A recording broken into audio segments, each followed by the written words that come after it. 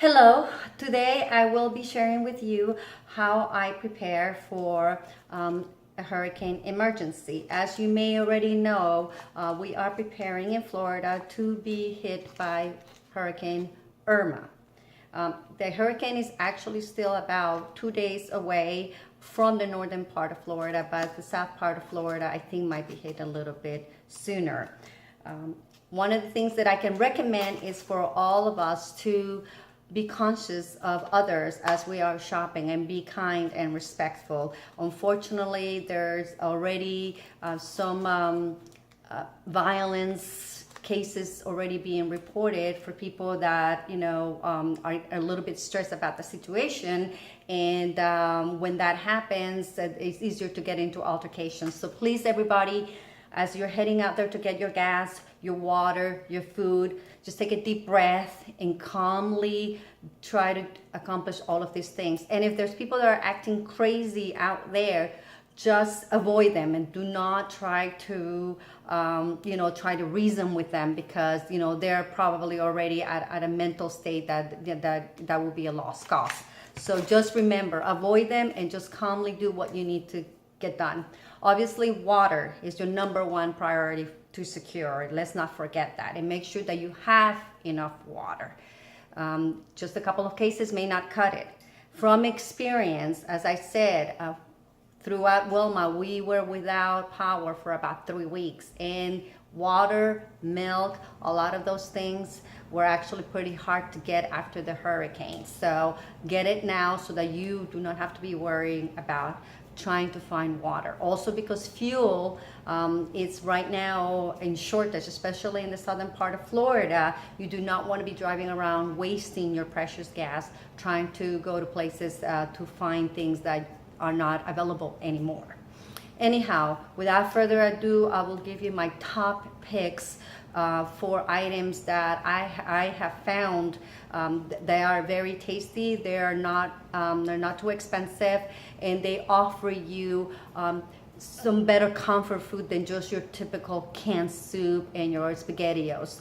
Obviously, there are certain things that are a staple, especially for emergencies, because it doesn't need to be refrigerated, and it's pretty inexpensive, and that would be our peanut butter and jelly sandwiches. So let's just put it out there. We know that we are going to be eating plenty of those, especially if we lose power for, even if it's just for a few days or what could be weeks. Like I said, Wilma, we did not have power for 3 weeks, and that was very, very rough. So we don't have, not everybody has a generator, and even if you have a generator, you need fuel. Fuel is in shortage right now, and there's only so many, so much you can cook on your grill and using your generator without going through all the fuel and everything that fires them up. So you do have to make sure that you plan accordingly, where you are using things sparingly so that they last longer in the event that this turns out to be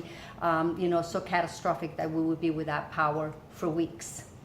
One of the things that I really recommend is beef jerky. Beef jerky, it's protein, it's tasty, and it actually is very light to carry. It's not heavy, and it can be paired up with, this is some pre-made jasmine rice. It's very tasty. It doesn't need to be, if you still have power, you can nuke it for about 45 seconds to 60 seconds, but you can also eat it at room temperature because it is already cooked. And if you pair your rice with your beef jerky, and let's add some fresh produce component, like for example, some carrot slices, and then you have here a very easy meal. It's healthy, it's relatively inexpensive, and you don't really need any resources in terms of for cooking and whatnot. It's something that it can be done very quickly. Carrots in particular are one of my key recommendations, and that is because carrots last forever. And basically, as long as you keep them in your cooler, they can literally last you a week in there, as long as you keep the cooler cold. And again, this is in the event that we do lose power and that we don't get power right away. Carrots are not like cauliflower or broccoli or any of your other veggies, zucchini and whatnot. Those get bad, they get rotten very easily, but carrots really last for a while. And carrots also can be used to freshen up your ramen. Ramen is another staple, pretty inexpensive. I think it was like 25 cents for this, or 28 cents at Walmart.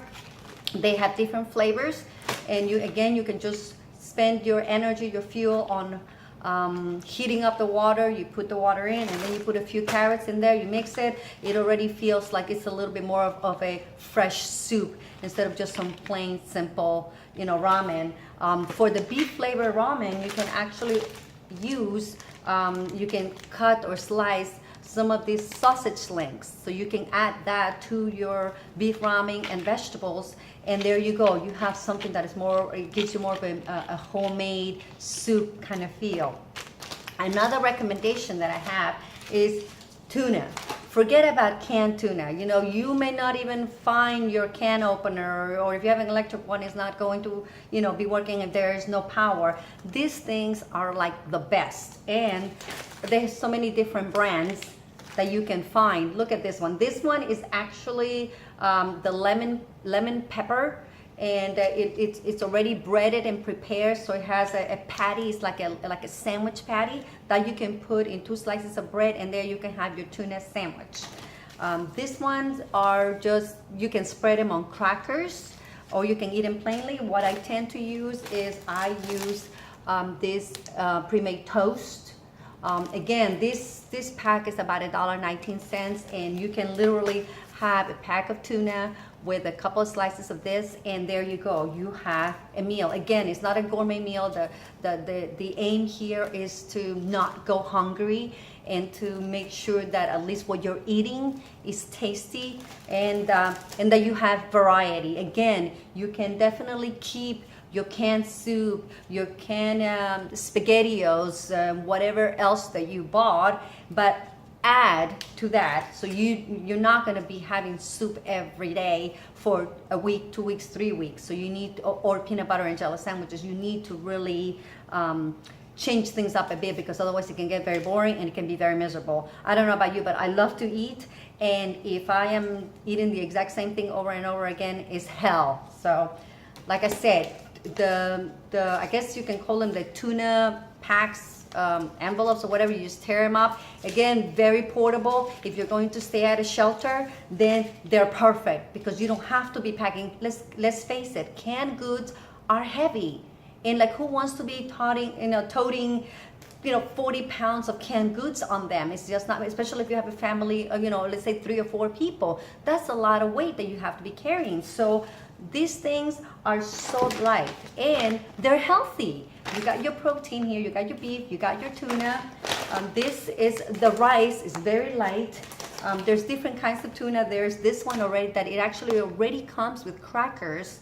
So this is something else that is easy to pack. Another thing that I am going to be making, I'm not going to a shelter, at least I'm not planning.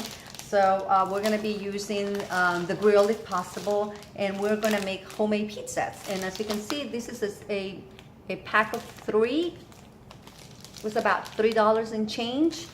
And then with the tomato sauce, cheese, and the pepperoni, and there you have, we have a personal pizza for the 3 of us. So that's, again, something that I didn't have during Wilma, and it's something that I decided, like, wait a minute, this is something that I can add. It's very easy, again, not too heavy to carry if you have to. If you're going to a relative's house and you need to bring your own supplies, again, having light things, matters. And canned goods are just too heavy. If you're planning on staying put and not going anywhere, sure, have as many canned goods as you want. But if you're going to a shelter, if you're going to somebody else's house, if you're driving out of town, you do not want to be carrying all those canned goods.